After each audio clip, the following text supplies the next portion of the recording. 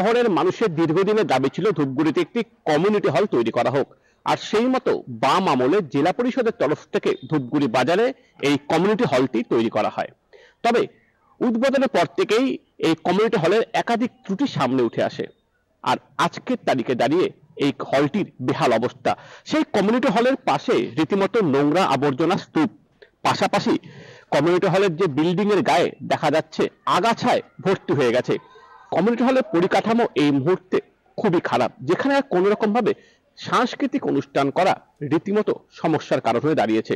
আর এই কারণে কিন্তু ধূপগুড়ি শহরে সংস্কৃতি প্রিয় মানুষজন চাইছেন জেলা পরিষদ উদ্যোগ নিক এবং এই কমিউনিটি হলটিকে সারিয়ে তুলুক। ভেতরে পাটাতনটা বিরাট গর্ত, এটা কিছু একটা করতে গেলে আলাদা ডেকোরেটর নিয়ে মাঝখানে পাটাতন সারাতে হয়। ড্রপ স্ক্রিনটা চলে না আজ থেকে 10-11 বছর ধরে, ওটার কোনো মুভমেন্টস নাই এবং ঠিক করারও কোনো রকম লক্ষণ নাই, কারণ ঠিক করার লোক তো আছেই।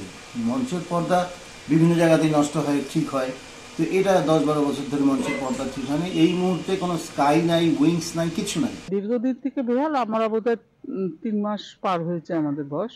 আমাদের মাথায় আছে কিছু কিছু জায়গা ড্যামেজ আছে, সেটাকে যাতে রিপেয়ারিং করে আরো সুন্দর হয়, সেটা আমাদের 7 দিন আগে মিটিং হয়ে গেছে।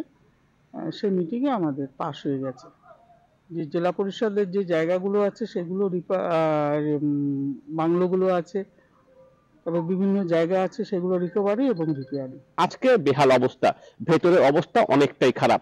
তাই জেলা পরিষদ কত দ্রুত এই কমিউনিটি হলকে সারিয়ে তোলে সেটাই কিন্তু এখন দেখার বিষয়। তবে জলপাইগুড়ি জেলা পরিষদের সহ সভাধিপতি সীমা চৌধুরী জানিয়েছেন এই বিষয়ে আলোচনা হয়েছে এবং খুব দ্রুত ধূপগুড়ির কমিউনিটি হলকে আগের অবস্থায় ফিরিয়ে আনা হবে।